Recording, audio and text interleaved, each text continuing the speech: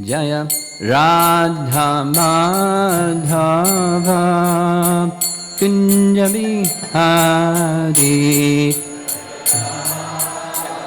Madhava Kunja Bihari Jaya Radha Madhava Kunja Bihari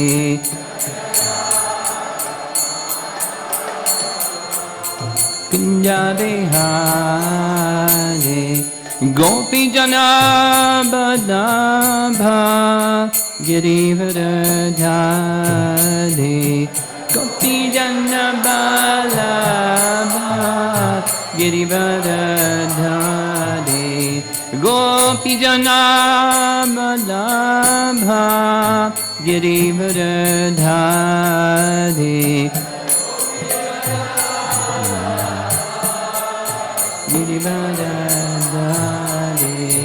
Jasodanandana Brajajanaranjana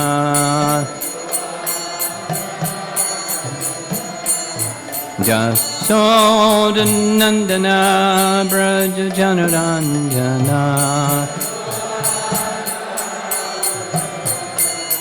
Jamuna Tiravana Chadi Jamuna Tiravana Chadi Jaya Radha Madhava Kunja Bihari Madhava Kunja Bihari Jaya Radha Madhava Kunja Bihari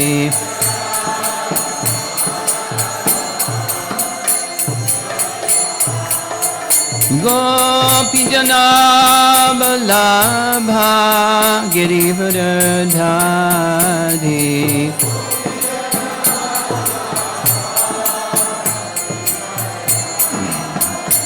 Gopi Jana Balabha Girivardhari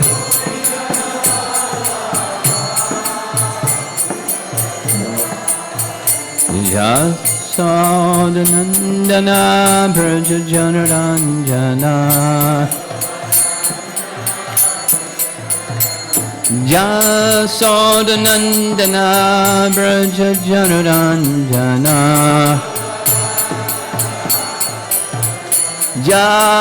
Jamunatira Vanachadi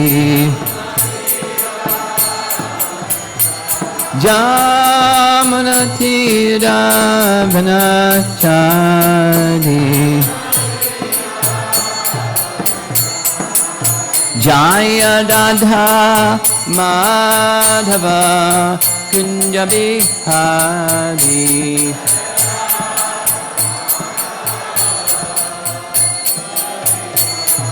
Jaya Radha Madhava Kunja Bihari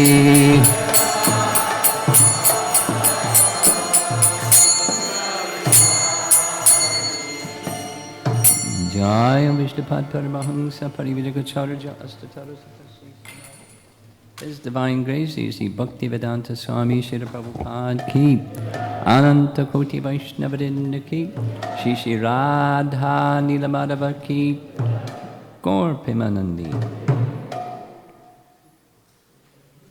Could you center this in the middle of the screen?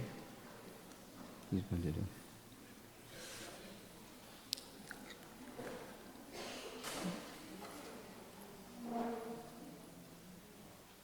And can the lights go down? Because it might make it easier to see the screen and the images on the screen.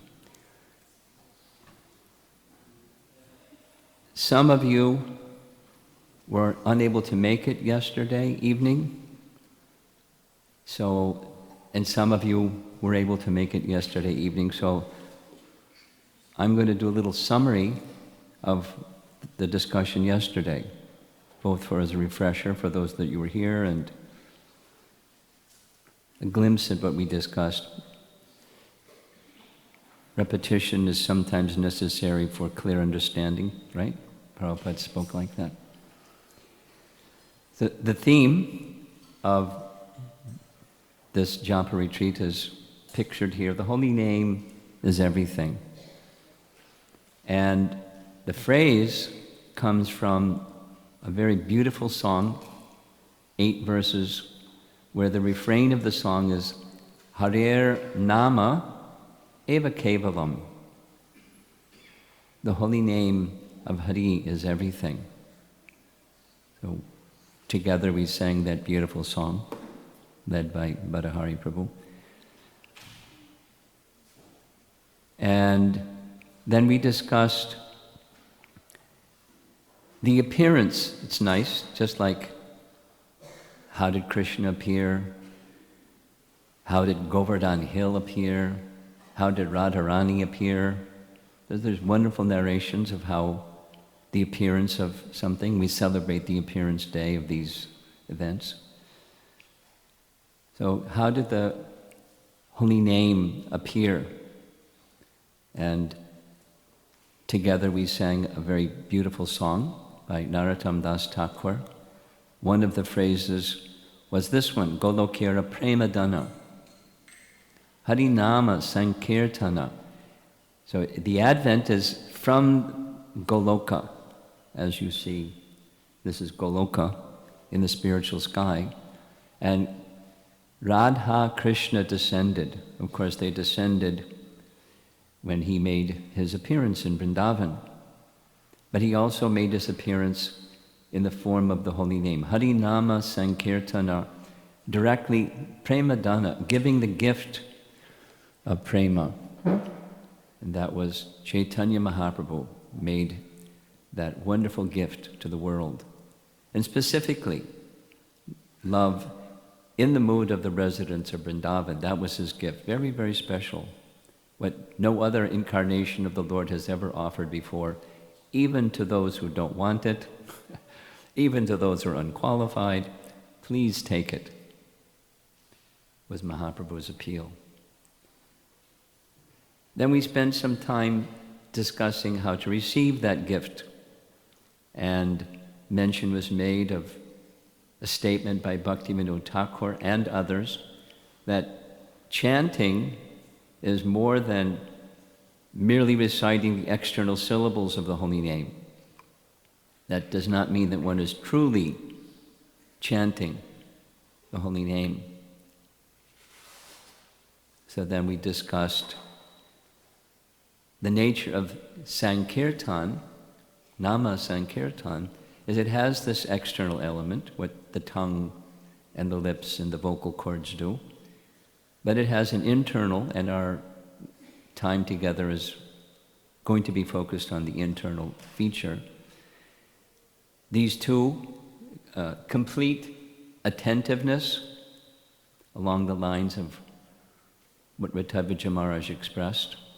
The essence of chanting is intention, attention, and retention. And then perfection.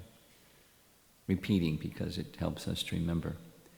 So along with complete attentiveness, striving for complete attentiveness, there's a mature stage of attraction for the name and the process of chanting itself.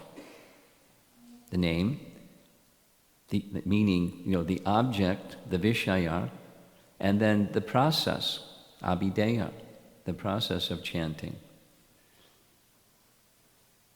And you didn't see this image yesterday, but I've added it. Something that I heard Srila Prabhupada say on many occasions, I found fascinating and puzzling at the same time. He said on many occasions, the living entity is both conscious and consciousness. Living entity is both conscious and consciousness. I knew he meant something by that, and it was something that's profound that I also knew I didn't understand what he meant. So he kept pondering on it and pondering on it. And eventually, came across something in Jiva Goswami's Tattva Sandarbha where he explains, using the example of a lamp.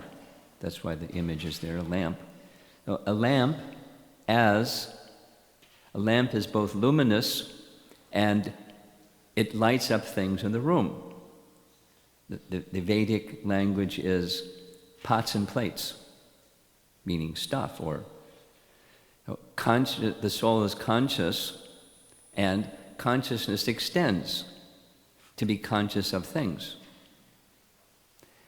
And Krishna consciousness means the soul is intrinsically conscious. You'll see the connection between this message and where we're going next with the Shikshashtaka verses. Consciousness that's dull or covered or contaminated consciousness just goes to stuff without consciousness of Krishna.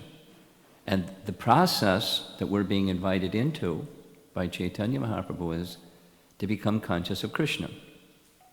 In the topmost feature of Krishna in Goloka Vrindavan, it is loving exchanges with the residents of Vrindavan, to become literally conscious of that. So an image that I like is this next one, Michelangelo. Now Michelangelo's painting has to do with creation, where life, the lifeless body of Adam is given life by the touch of the hand of God. That's consciousness enters into the body. But our chanting of the holy name, this internal effort, is to extend our consciousness not necessarily away from stuff, but towards Krishna, and seeing stuff or dravya or objects of the senses in relation to the one who is the proprietor of those objects of the senses, Krishna, while living in the world. Krishna consciousness is best awakened in this age of Kali by the chanting of the holy name. And the fruit is then chanting and dancing like those wonderful prayers by Namalvar of the chanting, dancing, raising of one's arms, and abandoning all sense of external propriety and simply celebrating the Supreme Lord in the form of His holy name. So that's a little summary of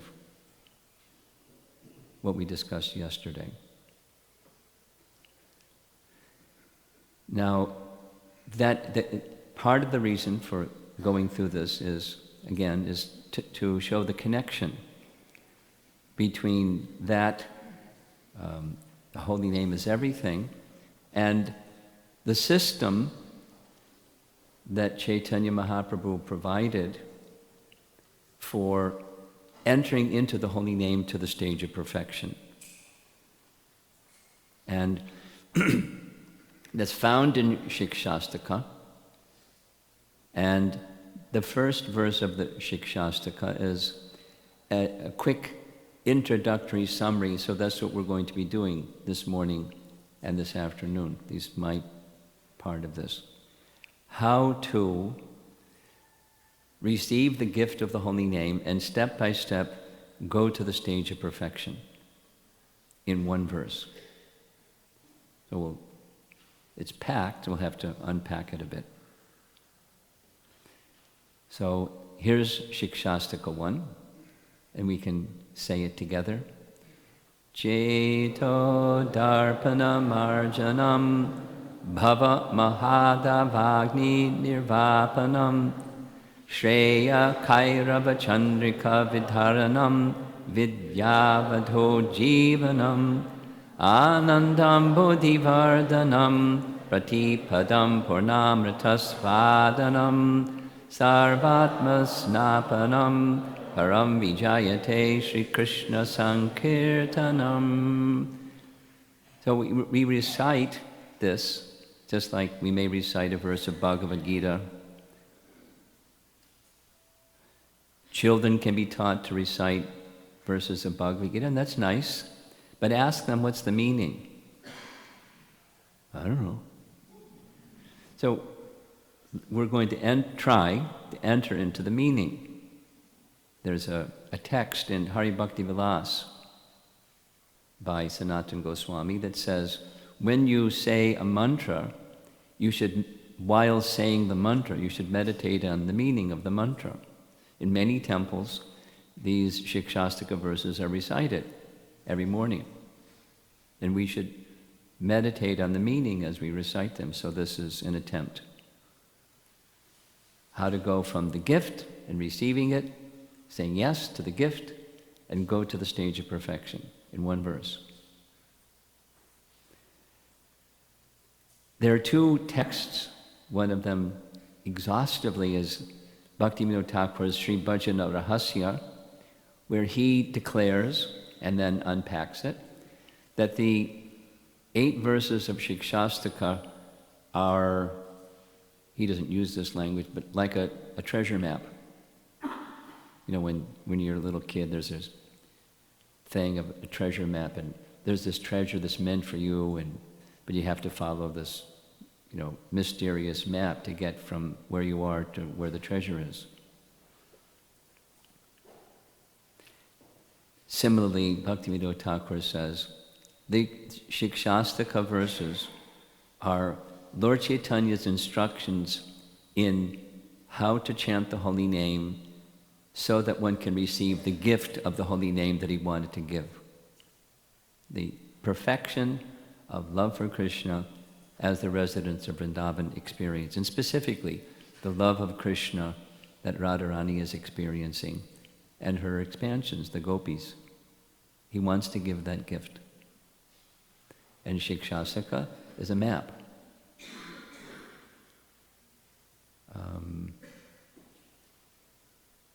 I have a lot of appreciation for Rabindra Swarup Prabhu, as do those that in the room that know him. And he's entered into a stage of GBC Emeritus so that he can focus on writing. And anybody that's read anything that Rabindra Swarup Prabhu has written knows that he's known in ISKCON as our best writer. He's the best.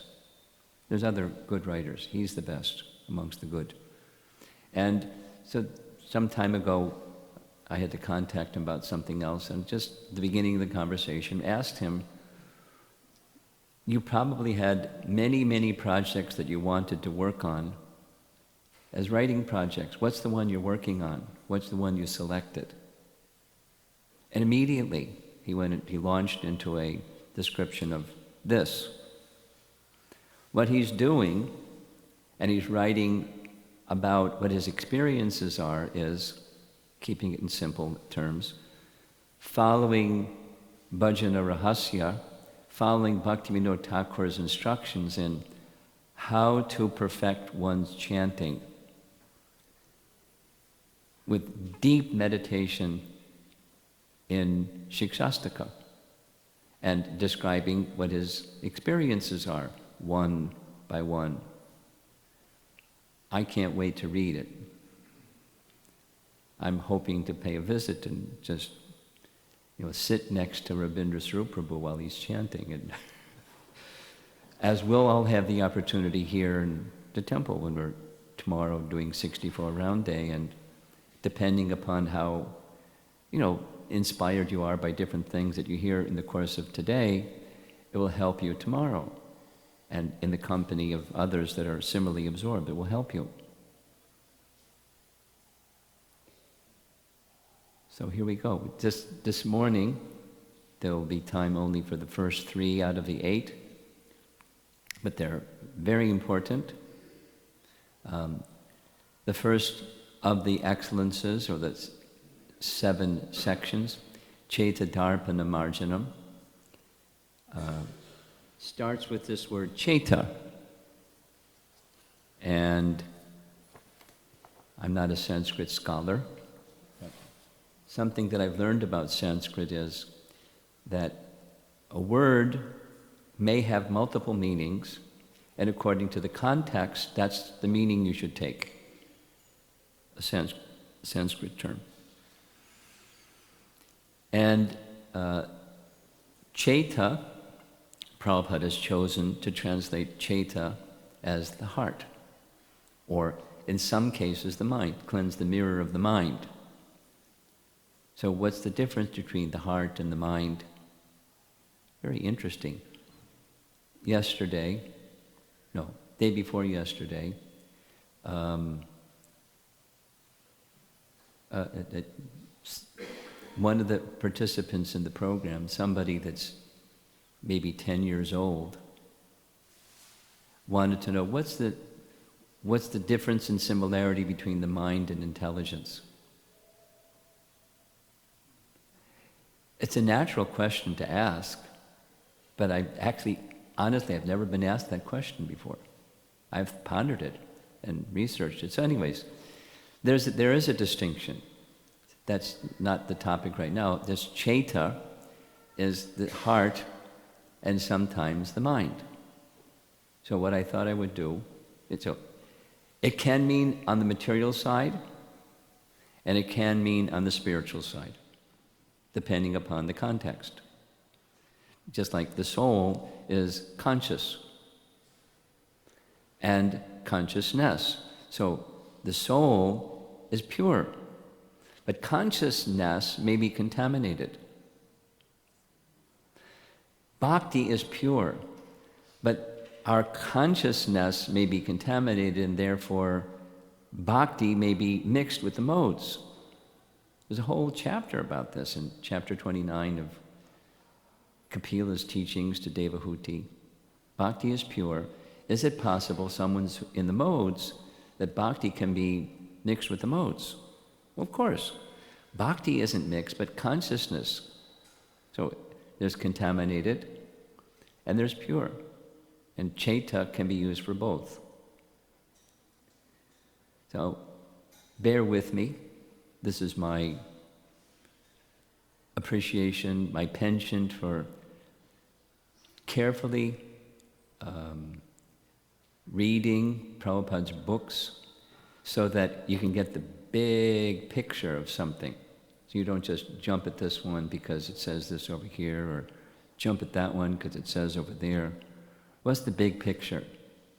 Because this first text, Chaita Darpana Marjanam, it's a big one. How do we get from the impure to the pure? What does it mean? How does it work?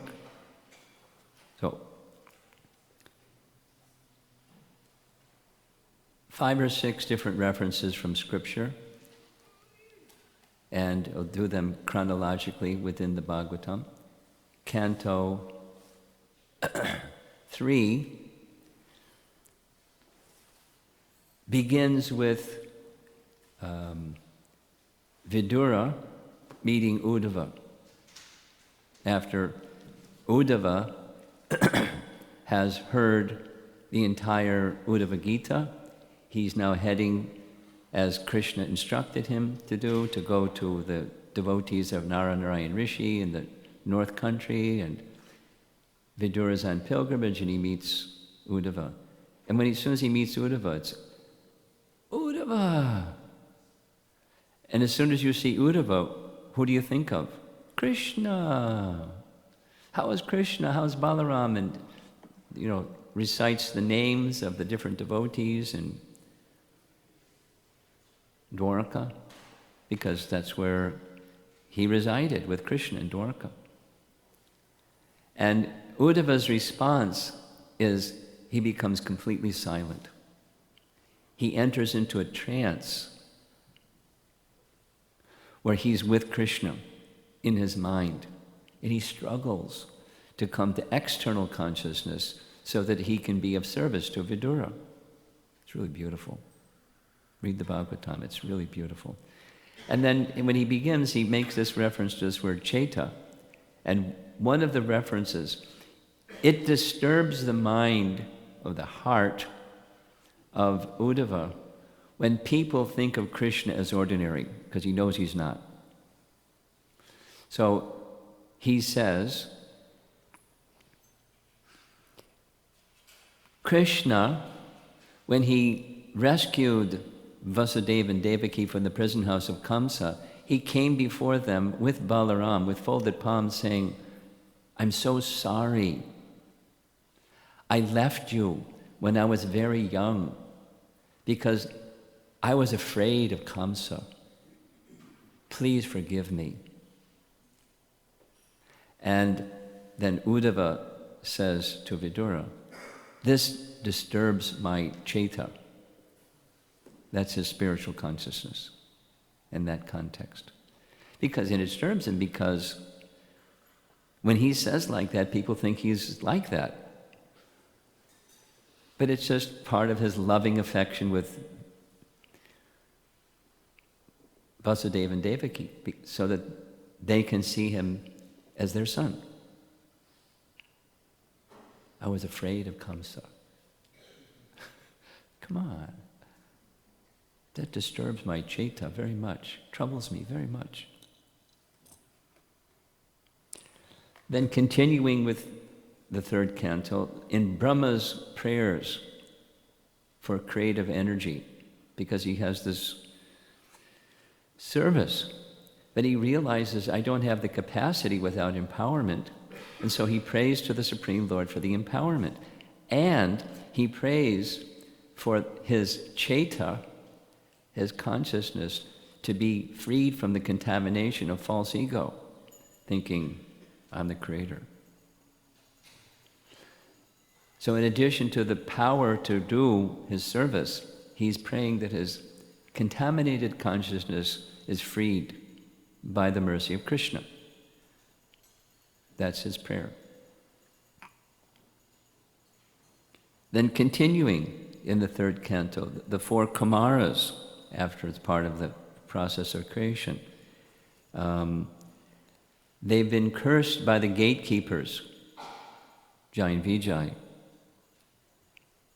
and they offer prayers to the Supreme Lord. O Lord, we pray that you let us be born in any hellish condition of life, just as long as our chaita, our hearts and minds, is Prabhupada's translation, are always engaged in service of your lotus feet. Thus, our words will be made beautiful by speaking of your activities. Two more. Continuing with the third canto. Maitreya is speaking about Kardama Muni. Later, this is Kardama Muni has married Devahuti, and Devahuti has asked some questions of Kardama. Kardama gives some nice answer, and then becomes silent. And in his silence, he's meditating on the personality of Godhead. And Devahuti sees the very peaceful, transcendental, sublime face of her husband, and her chaita becomes attracted.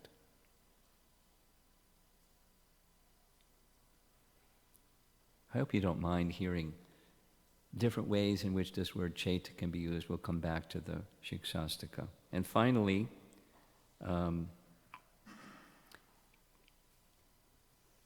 Kapila, in chapter 25, the son of Kardama and Devahuti, is explaining to Devahuti how to, because it's her question, how to go beyond attachment for the temporary, affinity for family, because Kardama is gone and she's feeling her mind is very disturbed. She knows the philosophy, but her mind is disturbed. She knows that it's Maya. She knows that it's his Maya. Can you remove your Maya so I can have clear intelligence and clear mind?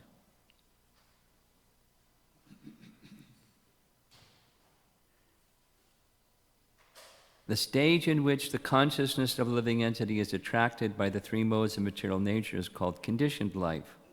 But when that same consciousness is attached to the Supreme Personality of Godhead, one is situated in the consciousness of liberation.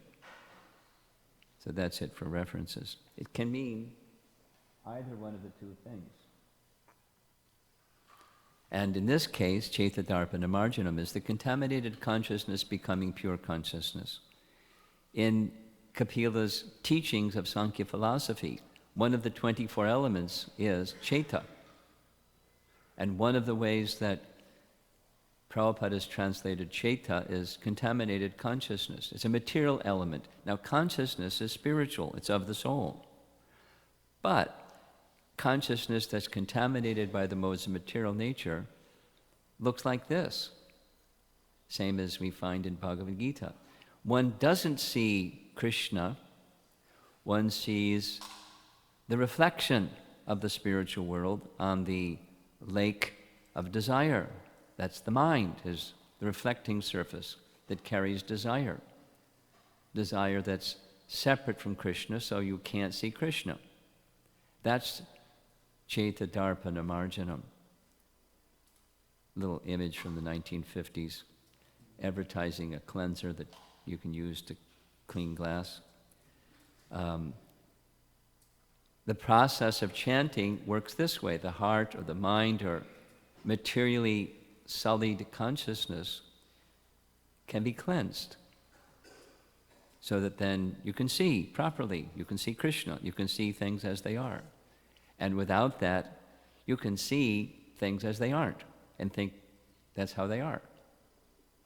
Be convinced, I'm right. Seeing is believing, right?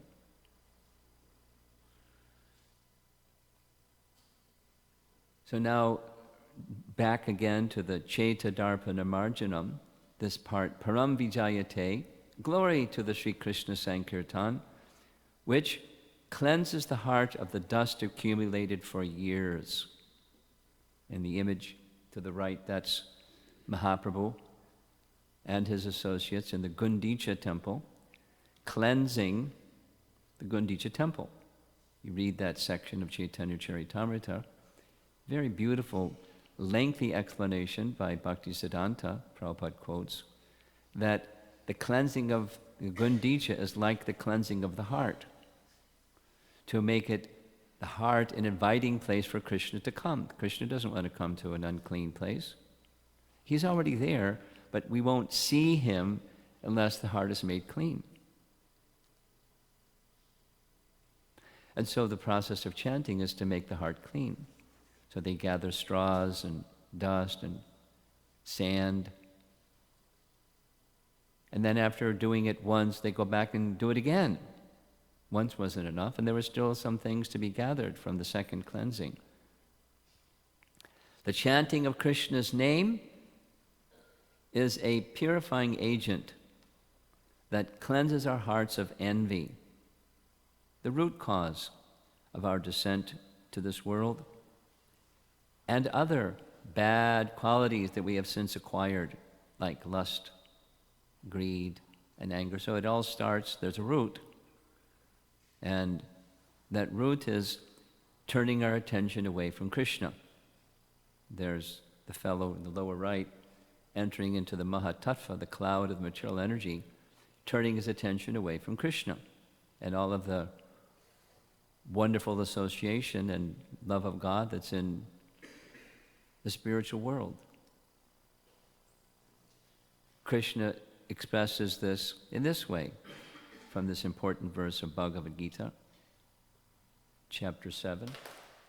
Icha dvesha samutena dvandva mohena bharata sarva bhutani sammoham sarge yanti parantapa.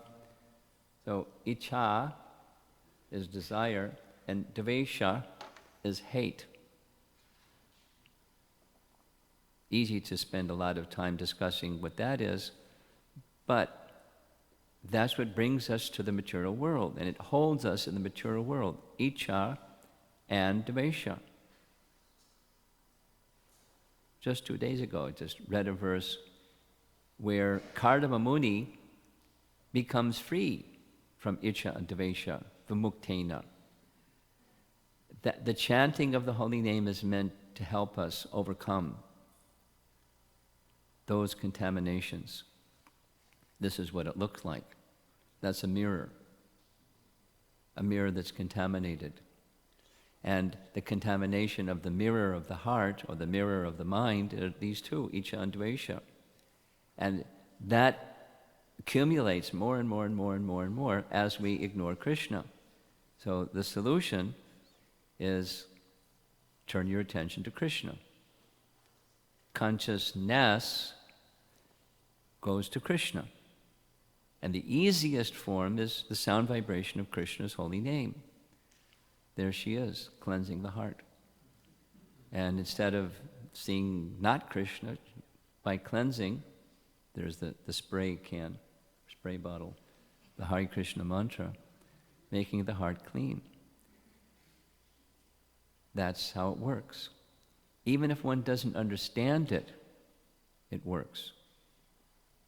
As we heard yesterday, Haridas Thakur saying, even plants, insects, you name it, just by hearing, they're becoming benefited by the sound of the holy name. And as the cleansing goes on, the holy name appears in one's heart. Of course, Krishna is already in one's heart. But one can see or feel the presence of Krishna in one's heart in these mature stages. There's a nice reference from Vishnu Dhamotara Purana, where there's a king. He's referred to there as a Kshatriya Bandhu, a fallen, or the son of a king that's fallen, not qualified. And he becomes very sinful. And then after some time, a little light goes on, and he says, gee, I need to correct myself from all these sinful activities. So he goes to a Brahmana, and the Brahmana prescribes means of purification. And he says, I can't do all that. And then the Brahmana says, if you can't do all this, then I will tell you one thing, just one thing, that if you do, it's very easy, but you have to do what I say. And he responds, I can't do all those other things. My mind is too fickle. Tell me what this one thing is that can be done using my body and my words. And Vishnu Dhamotara Purana says, O son, whether in hunger, thirst, or falling down, while standing up or lying down, departing or coming, sing the name of Govinda. That's this Chaita Darpana Marjanam.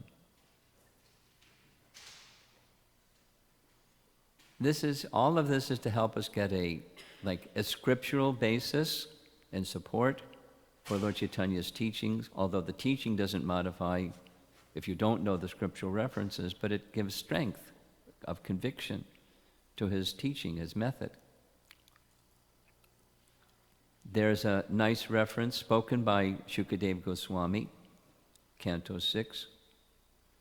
By following the Vedic ritualistic ceremonies or undergoing atonement, sinful men do not become as purified as by chanting once the holy name of Hari. That was involved in the discussion with Haridas Thakur and the envious Brahmana. Even once, there's enormous potency. We can't even calculate, consider. We chant a lot of names. And we just really covered. Miles and miles and miles of dust covering our hearts. Keep cleansing, because the potency is there. And in the mature stage of that cleansing, something very wonderful happens. The condition of fear in the heart is taken away. There's a nice teaching, Srimad Bhagavatam, Canto 11. Bhayam means fear. It's one of my favorite verses these days. Bhayam dutiyam abhiniveshitakshyat ishadapetasya viparya yo smritihi. Prabhupada made reference to this so many times, if you hear his lectures, again and again. Bhayam dutiyam abhiniveshitakshyat. It even sounds nice. Ishadapetasya viparya yo smritihi.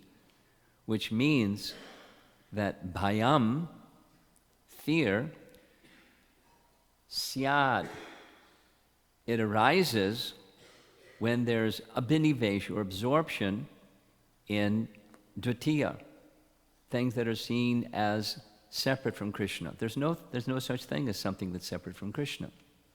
But when you see something as separate from Krishna, fear arises.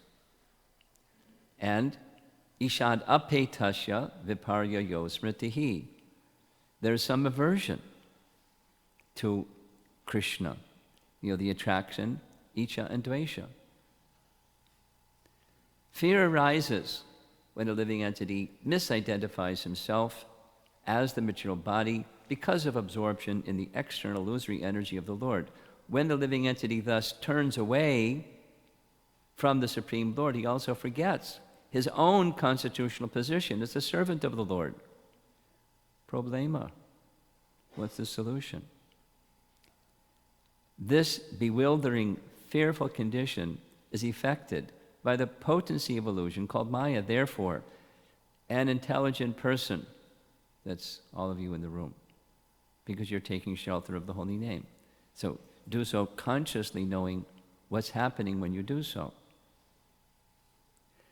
An intelligent person should engage unflinchingly in the unalloyed devotional service of the Lord under the guidance of a bona fide spiritual master whom he should accept as his worshipable deity and his very life and soul. As one matures in this cleansing, this fearfulness dissipates, it is taken away. And our acharyas explain this having no fear, it comes of its own accord. It's not something that you should pursue.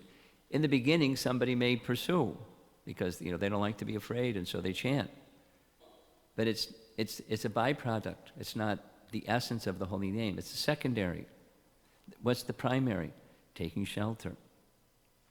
Focus on the primary, and the secondary is taken care of. Bhakti does not depend on other elements, and same for the holy name. The holy name stands on its own. It will carry you to Krishna, and that as you're being carried to Krishna, this mature stage of cleansing is taken care of. Fear is gone, and finally, the spiritual form of the living entity is revealed. That's unpacking this Chaitadarpana Marjanam.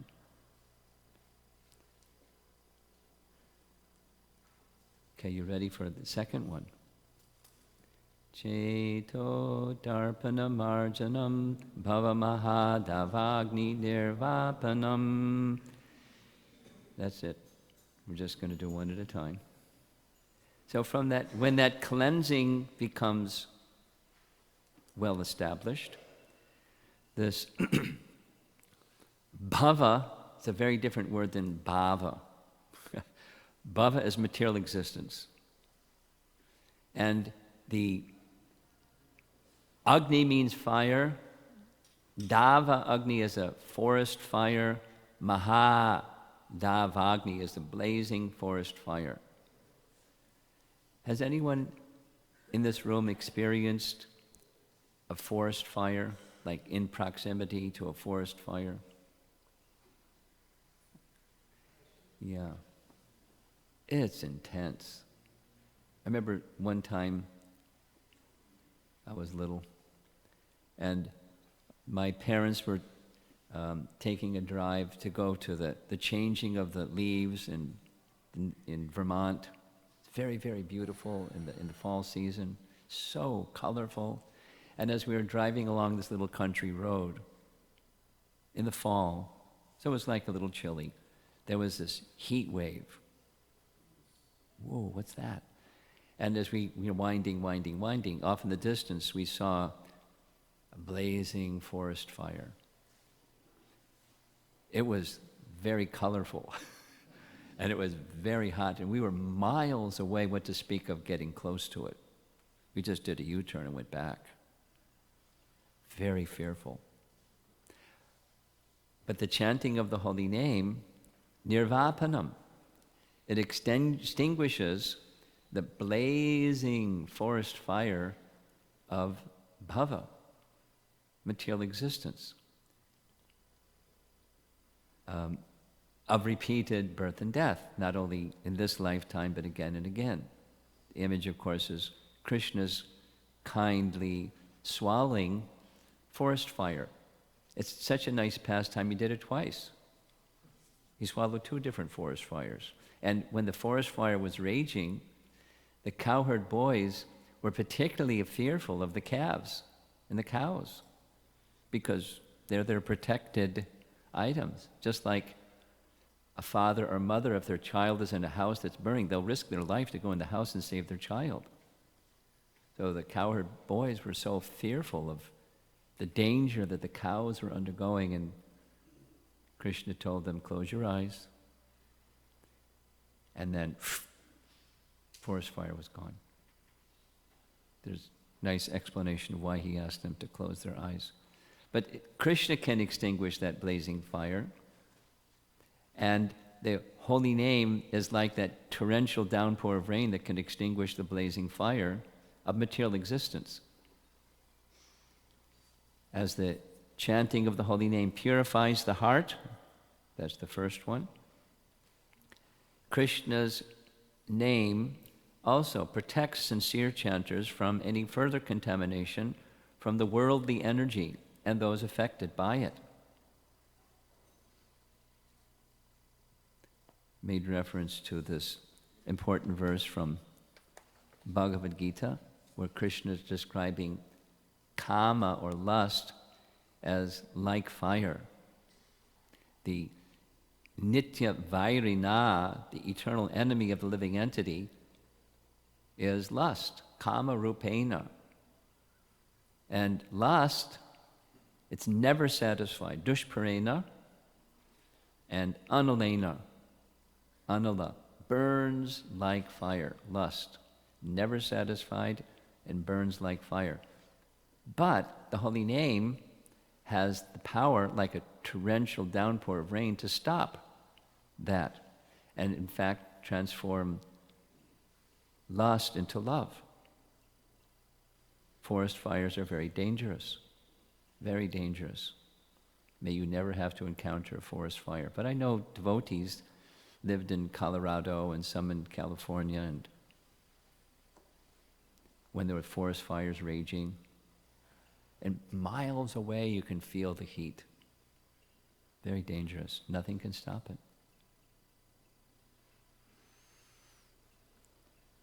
There's that very nice reference from Katha Upanishad about the fiery circumstance of conditioned souls. It's a discussion. Katha Upanishad is a discussion between Nachiketa, who is a young Brahmin boy, and Yamaraj, at least one section. So his guru, Nachiketa's guru, says, it's time for a fire yajna. Can you descend to Yamaraj's abode and bring back some fire? So obediently, he takes the instruction of his spiritual master. He goes to Yamaraj's abode. And he sees everywhere fire and living entities in blazing flames of fire. And he asks Yamaraj, can I have some of that fire? My guru has asked me to bring some. He said, that's not possible. He said, why is it not possible? He said, the fire is coming from the living entities themselves. Before they came here, there was no fire. And sometimes the fire follows them, and sometimes the fire carries them. But you can't take fire from here.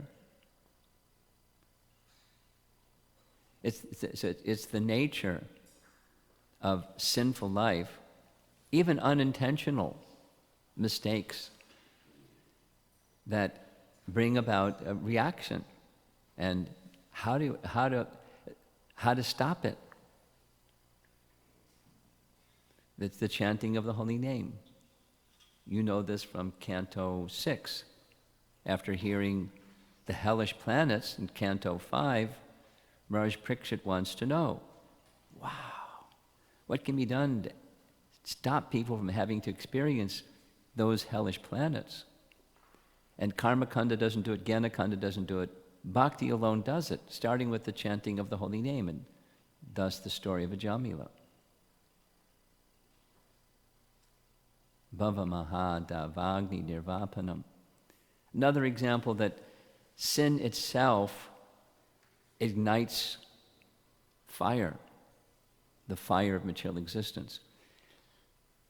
From the story of the king Sagara, he was to perform an Ashvamedha yagya, and the horse was stolen by Indra, and Indra took the horse and kept it at Kapila's ashram, the bottom of the universe. His 60,000 sons were sent out, go find it, the horse. They couldn't find it. They came back and reported. He said, "You got to find it. No isn't an acceptable answer.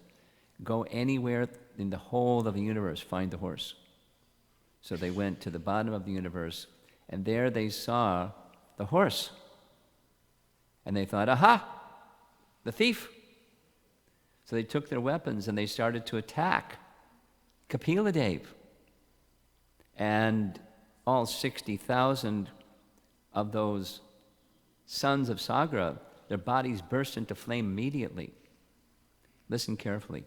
Shukadeva Goswami says that it's a misconception. There are some narrations of this. This is right in verse, that where from the eyes of Kapila, some fire came and they got burned because they were attacking him. He said, that's not possible. He's Shanti, very peaceful. Rather, it was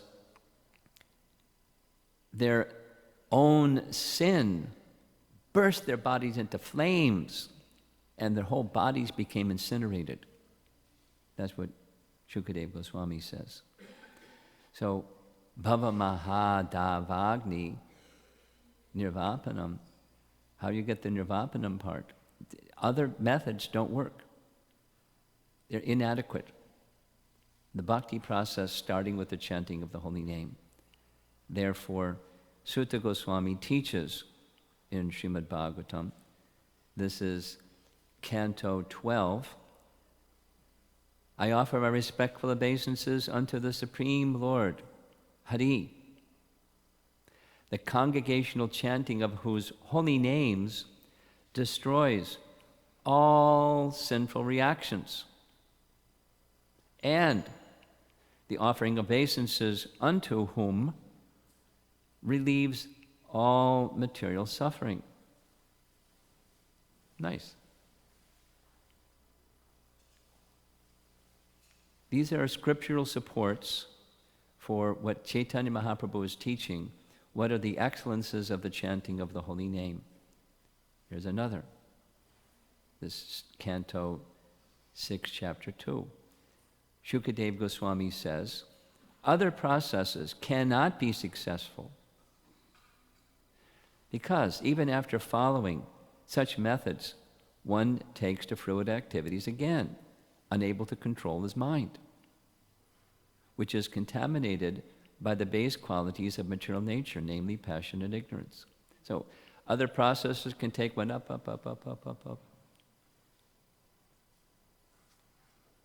And then down.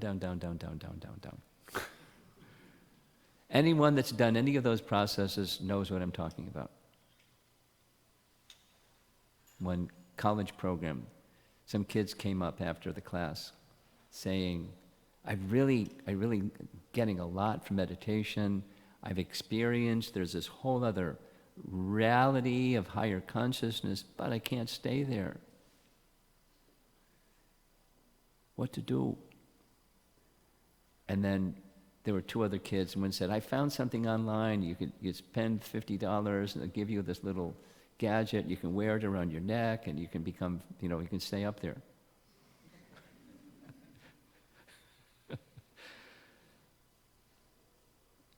Commercialism. Without shelter of the holy name and shelter of Krishna, it's not possible. The modes of nature are going to continue to pull the living entity down, down, down, down, down, and then something, and then down, down, down, up. It's like a child on a Ferris wheel. Do do do do do do do. Do do do do do do do. Do do do do do. Endlessly. No solution. Feels good, then you're going back down again. The process of bhakti is meant even when there's cause of disturbance, like the surface of water where the rain is falling, the mind can remain undisturbed. That's when this bhava maha davagni situation is achieved.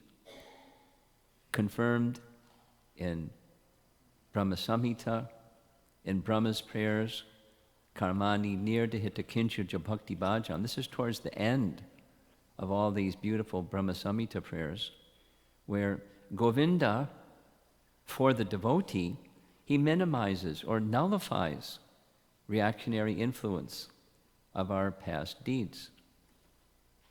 So this phrase included in the commentary, this bhakti bhajam, means all forms of Bhagavad Dharma. So it starts with chanting, and chanting awakens the desire to be in service to Krishna. And then there's other forms of service to Krishna. It starts from chanting. I hope you're still with me. Yeah? What can I say? I like our scriptures. And our scriptures hear it carefully. It's not just information. There's a lot of information. It's interesting information. But more than information, hear the message in such a way it touches your heart. And you feel something. Like faith, you're going to hear something now about faith. According to Jiva Goswami, in his longest of the Sandarbhas, Bhakti Sandarbha, he discusses how faith arises more from chanting than from any other thing. Any other thing. Here's one of his texts, Anucheda is called. By performance of kirtan, one attains faith in the Lord far greater than the faith attained by meditation or any other spiritual practice. And faith is essential. Faith is very powerful. By meditation performed in Satya Yuga, one does not attain the same deep faith in the Supreme Lord. Now, the methodology of Jiva Goswami is he makes statements, da, da, da, da, and then after making statements, he gives his scriptural support for those statements. So that's the statement. Powerful. In Satya Yuga, the process is meditation, and faith in the Supreme Lord isn't as powerful as chanting of the holy name in kirtan. We're not qualified at all, but we have such a merciful process. Here's a scriptural reference. Skanda Purana, it is said, in Kali Yuga, the great devotees worship the Lord by performing kirtan. And his explanation. These words of Skanda Purana glorify the performance of kirtan, which brings great faith in the Supreme Lord. The Lord, who is very merciful to the fallen souls, does not reveal any spiritual path better than kirtan. Not that anybody in this room has doubt, but this is nurturing your faith. We're doing the right thing, and we need to do the right thing in the right way, and be conscious of what the right way is and why we should do it in the right way, so we can get to this final stage. In the world, Buddhism has become very popular. Yes? There's a devotee in New Jersey Ramana Krishna Prabhu, who is a professor at Stevens Institute of Technology. And he shared with me about a week ago, the whole of the university is receiving this speaker at Stevens Institute of Technology, and the topic is Buddhism, how Buddhism can solve all the problems of the world.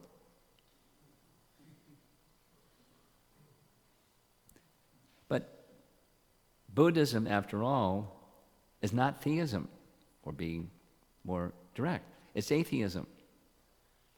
Because Buddha, as you know, he rejected the Vedas. Now, how do you know what's beyond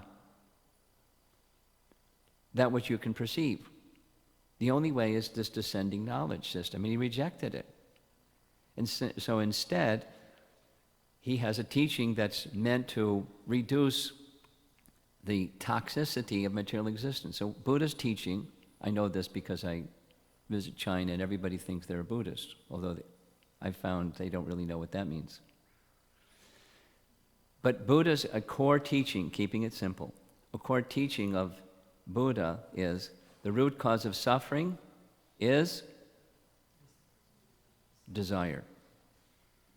How to become free from suffering? Become free from desire. What's the method of becoming free from desire? Meditation. Meditation on what? Meditation on what's beyond desire. But if you don't have Scripture, what's beyond desire? Nothing. Give it a nice name. Nirvana. Ooh. Definition. I invite you, please. You can read this verse. This is Bhagavad Gita. Prabhupada is describing in the purport what Krishna is saying in the verse about samadhi. And this word nirvana appears in the purport twice. And it's nirvana, quote, cessation of material existence, unquote. So what's on the other side of material existence? Nothing. And what's the goal? Nothingness. Why? Because I don't like suffering. But what's on the other side of nirvana? The holy name. Read the purport carefully. In the purport, Prabhupada says that these two excellences, Chaitadarpanamarjanam and Bhava Mahadavagni Nirvapanam, that's nirvana. And then that's all the first two, there's 5 more. But if you're a Buddhist, you don't know what's beyond nirvana. That's it. That's the goal. Nothingness.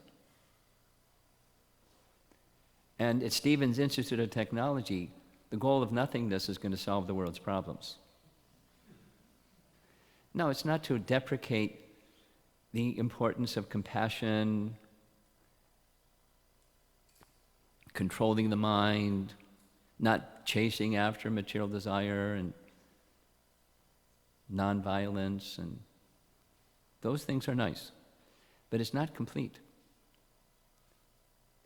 The holy name takes you beyond that. That's the message here. And what Prabhupada writes in the purport makes reference to Canto 2, Chapter 10, text number 6. Because at the beginning of Canto 2, Chapter 10, there's 2 verses that say, the 10 topics of the Srimad Bhagavatam are, and list them. And one of them is liberation, moksha. Then to explain what moksha is, that's what it is. Swarupena vyavastati. Sva rupa. What's beyond nirvana is sva rupa. In your own form, vyavastati. Your life in that spiritual position, that's what's beyond nirvana. That's what the Bhagavatam teaches. And the holy name can take you there. With faith in the holy name. Very powerful. Very powerful. That's this consciousness reaching out to Krishna in the form of his holy name, which then leads to consciousness reaching out to Krishna in all of your activities through this one activity. Then when Krishna consciousness is awakened, it permeates everything that you do. One more, and we're done for this morning. Shreya Kairava Chandrika Vidharanam. So, Shreya,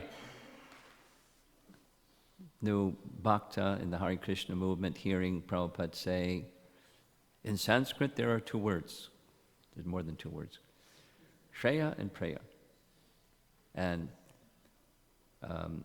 Preya means short-term benefit. Shreya means long-term benefit. And a devotee is interested in long-term benefit. Then he gives the example. A child, they like to play. But at some stage, mother and father say, you can't just play all day, you have to go to school. And they go, oh, I don't want to go to school, I want to play. Well, one day you're going to grow up, and you're going to need education, and so you have to defer some of that playing time and do some study because there's Shreya, long-term benefit. So here, Prabhupada is translated as good fortune. And the Kairava is the white lotus of good fortune that expands, Vitaranam, in the moonshine of the holy name. So there's a white lotus of good fortune. Now, the rays of the benediction moon, that's the name, expands the petals of the white lotus. At night, those of you that have seen lotuses know that in the morning, when the sun rises, the lotus opens, and at night, when the sun sets, the lotus closes. So it's night. Kali Yuga is darkness. So good fortune, the white lotus of good fortune, is petals are closed. What to do? Then the benediction rays of the holy name serve like light. It opens the lotus. The white lotus of good fortune expands in the presence of the holy name. So what comes after nirvana or cessation of material existence, what's next? White lotus of good fortune is expanded just from chanting the holy name.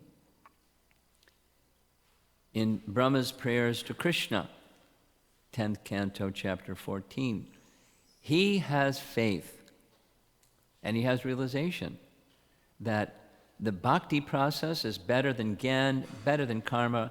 It's the best. It's the best part of the Vedas. Now, he's saying this in a prayer, my dear Lord, devotional service unto you is the best path for self-realization. And this devotional service that's the best path is best awakened through the chanting of the holy name. So, what question can arise? Why is it that the lotus isn't the source of benediction, but it's the moon?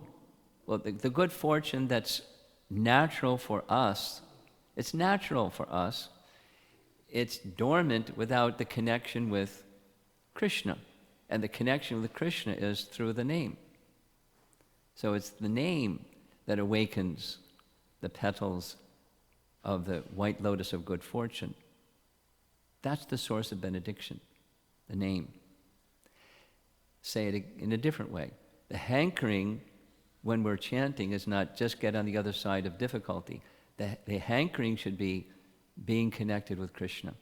And the others are byproducts, overcoming fear, finding happiness, finding good fortune. Connect with Krishna. And if you don't have that consciousness, then you're in this mixed consciousness, and the full effect isn't going to be experienced. That's part of the contaminated consciousness that we have to get on the other side of. So here's one other reference from this Katha Upanishad, where in an ongoing discussion with Yamaraj, between Yamaraj and Nachiketa, here's the verse. Shreyas cha preyas cha manusham etas. The wise reject the preyas and choose instead the shreyas, that which is permanently beneficial. The foolish choose the preyas, which with its resultant conceptions of gain and the acquisition of fleeting pleasures. Same point, just with another scriptural reference. And Shreya Uttama, that's Krishna, not just good fortune versus ill fortune. The long term is the Shreyas, permanently beneficial. Sat. Connect with Sat. So we're almost done. Shreya Kairava Chandrika Vidharanam. The Sankirtan movement is the prime benediction for humanity at large because it spreads the rays of the benediction moon. Last text. Chanting awakens Shreyas, pure devotion to Krishna. The soul's dormant propensity to serve the Lord with love. And further chanting reveals the loving devotion, which qualifies one for the greatest good fortune, Krishna's association. That's this retention message that Romapada Swami was speaking about yesterday. Intention, attention, retention, or Krishna's association. That's what's beyond nirvana. It's if you reject the Vedas, if you're a follower of Buddha and reject the Vedas, then you're lost. Krishna, at least, is lost to you. You will not come to that conclusion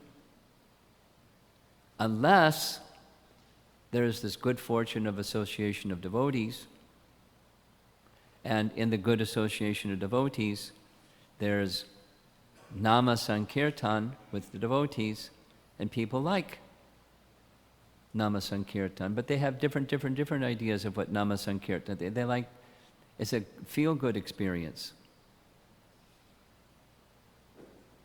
So they like to feel good. It's experiential, not just conceptual. But then the modes of nature capture them again, and back to business as usual.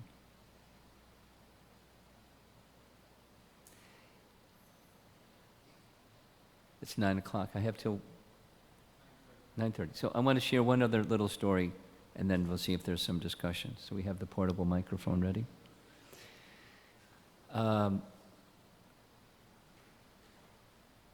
One of the things that I do in the course of my travels is visit China, and I really like my experience in China for many reasons, but one of them is it's reconfirmation again and again that the soul is naturally attracted to Krishna. Because in China, they've never heard. They don't even have a word in their language for God. It was a challenge to translate Sri Bhagavan Uvacha into Chinese. Can you imagine? There isn't a word for God. They had to make something. So maybe 10 times I've been in programs where it's completely new audience, they don't know nothing about nothing. And at the end of, some activities, at the end of the day, kind of at the end of the day, then a nice kirtan. 10 times, the first question from somebody in the audience is along these lines. Something happened when we were singing, we were doing this mantra meditation. I was feeling some feelings I've never felt before. Tears were coming from my eyes. My whole body was trembling. What was that all about? Was I doing something wrong?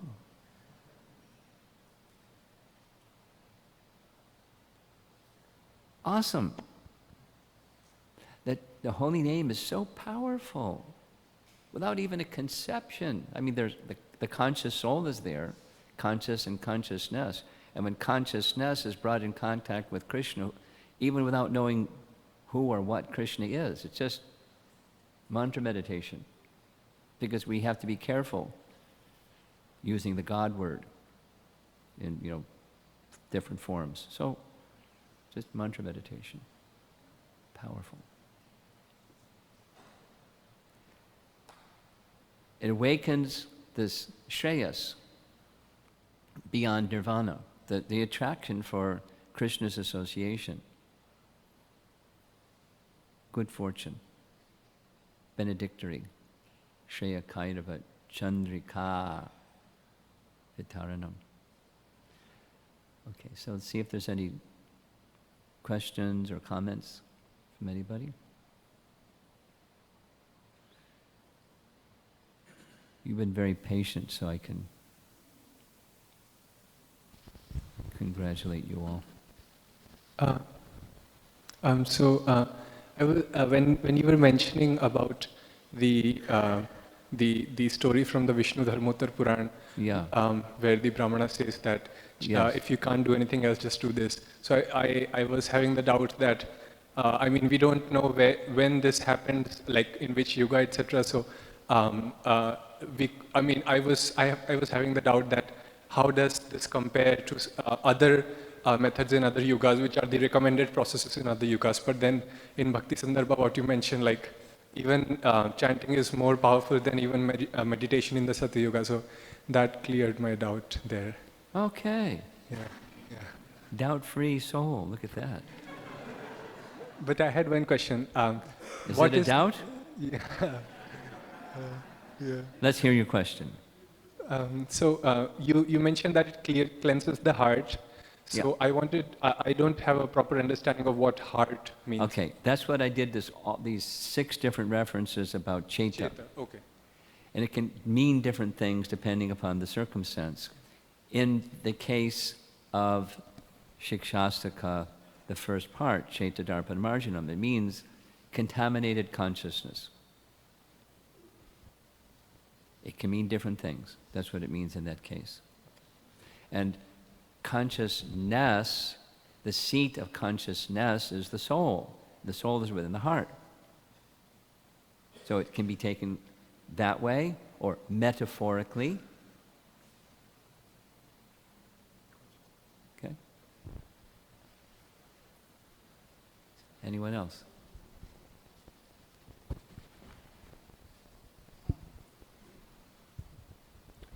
Maharaj, in the beginning of the class, Maharaj, Your Holiness, you were mentioning about there are 2 texts. One was like Bhakti Thakur's Bhajana Rahasya. I could not catch the other book from Maharaj. I can't remember it. That's why I didn't mention it.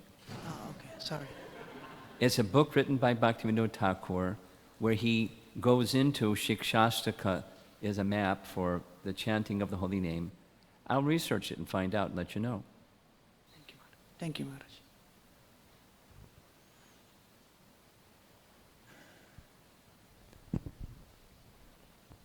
Hare Krishna Maharaj.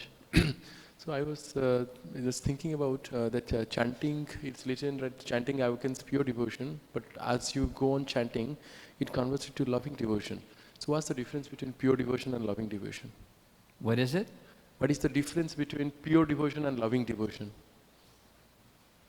Well, it's a matter of degree, just like where devotion matures and it becomes love. You're a devotee, or trying to be a devotee, like all of us, trying to be a devotee. So there's devotion. And in the topmost stage of devotion, it's prema. Now, one can use the term pure devotion even listen carefully, according to Rupa Goswami, even if you're cultivating pure devotion. Correct?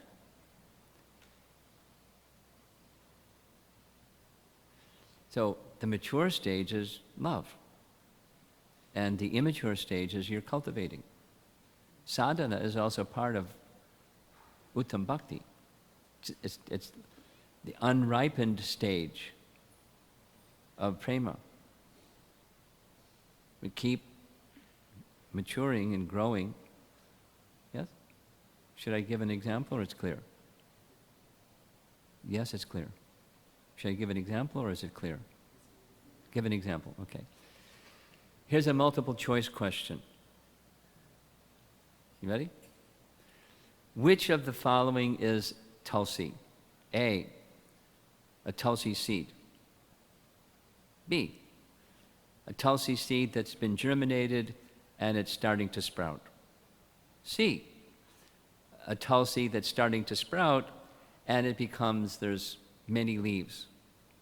D, a tulsi is when those many leaves produce manjaris. Whatever the next one is. E, it's when there's a seed that's produced by those manjaris. Or then finally, it's all of the above. All of the above. Does that answer your question?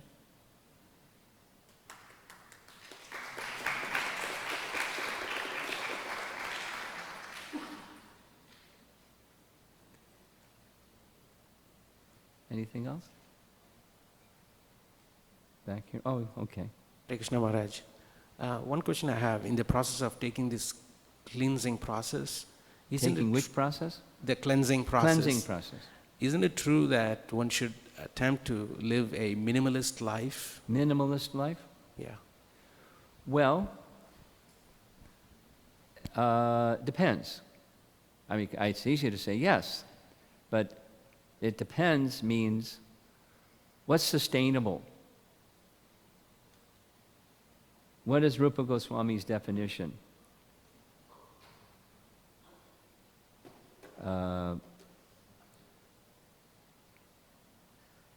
What's the Sanskrit? Hari sambandha vasta nama mukshi vipratyogabhayu. Anasaktasya vishayan yatarham upayunjitaha. Familiar? So, anasaktasya vishayan. Vishaya means sense gratification. Without attachment to sense gratification, yatarham is translated as according to suitability. That's pretty, fuzzy. According to suitability. Which means, for Ambarish Maharaj, he can have unlimited opulence, and it's suitable for him to have unlimited opulence, because he's not attracted to it. For somebody else to have a little something, they're attracted to it and attached to it. So now I'm, Vishnu Das, and I want to go forward in Krishna consciousness. And, what does it mean for me to minimize? It's going to be different for different people. So where you can be steady. I know this one devotee. He's not a devotee anymore. But it was during this period of time when devotees were doing Nirjala Ekadasi. So he wasn't qualified to be the minimalist. And one day we caught him in the walk-in Boga refrigerator. He offered everything, was gorging himself because he was like trying to be a, minimalist. But his senses were out of control. So what's suitable for one person may not be suitable for another person. According to suitability, is variable. And even in one's own life, we should be striving to reduce and that striving should be according to something that you can sustain.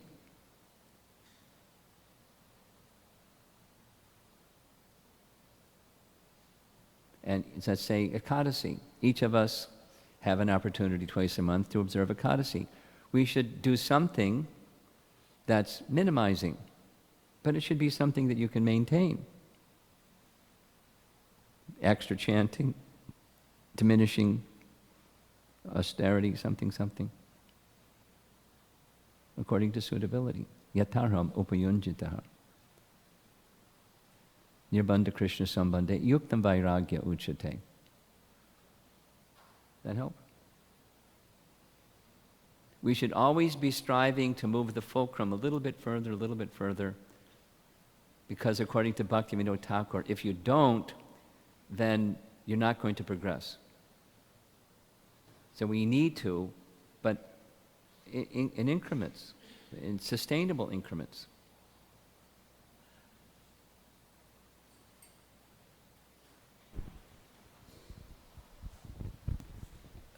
Hi, Krishna Maharaj. When you were speaking on excellence 2 of Yes. the Bhava verse- Mahadavagni, that one? Yes, Yeah. yes. You were saying that Krishna's name. Oh, wait a minute. Okay, go ahead. Someone's phone was ringing. You were saying that Krishna's name protects sincere chanters from any further contamination from worldly energy, and those affected by it. To what stage do we have to be able to be chanting to be further protected from contamination in this way? Say the question again slowly and clearly and a little louder. What is the... Say it again. Not the whole preamble, just the question. Okay.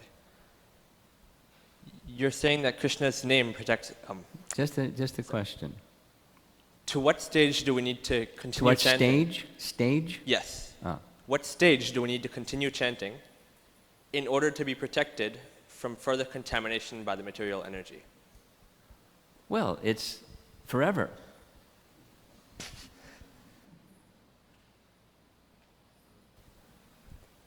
You want to hear a Prabhupada story? Please. Okay. I thought you'd like it. One time, I wasn't there, but the devotees that were there, in Prabhupada's schedule in the afternoon, he would receive guests, and if there weren't guests, then he would have a little gathering of devotees in his quarters, kind of like a room conversation situation. So one afternoon, there wasn't a guest, so the devotees were in Prabhupada's quarters. This was in New York. And Prabhupada put a question forward. What's the difference between you and me?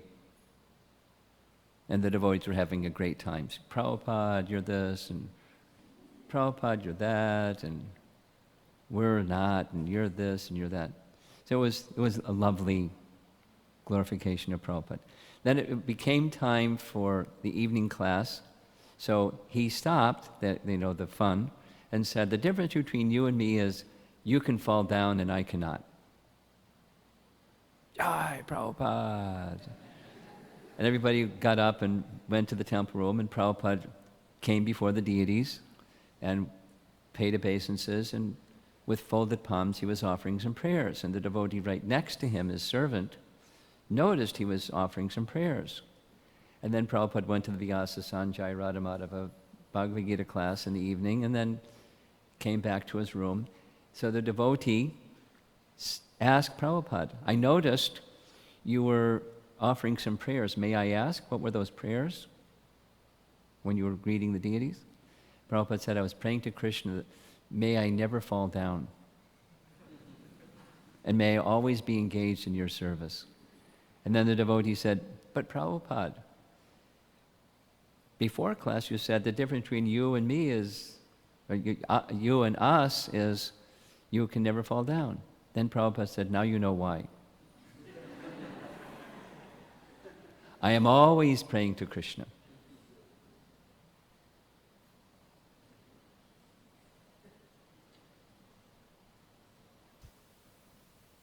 Someone else?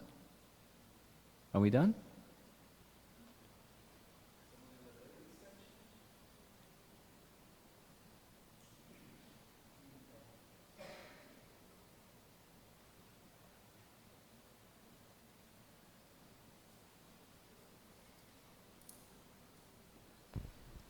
We can end class early, that's no problem.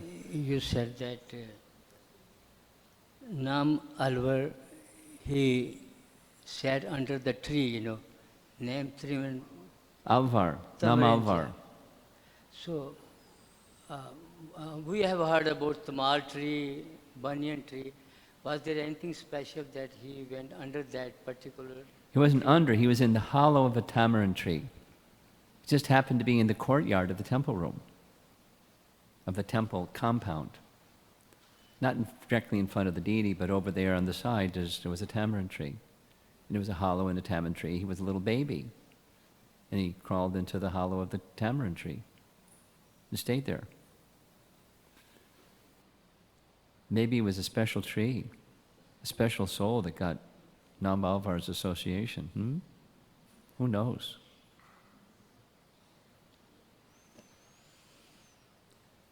Okay, we're going to end early. Look at this. Oh, there's one more question back here.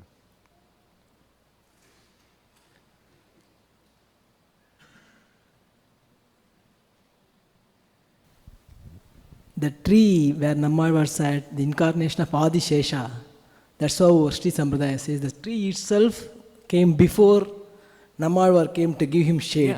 Yeah. It's the Adi Shesha as per our. Adi Shesha, look at that. He sent Adi Shesha first to give him shelter. Just see, we have a scholar in our midst. Makes sense, completely makes sense. Okay, Srila Prabhupada ki jai.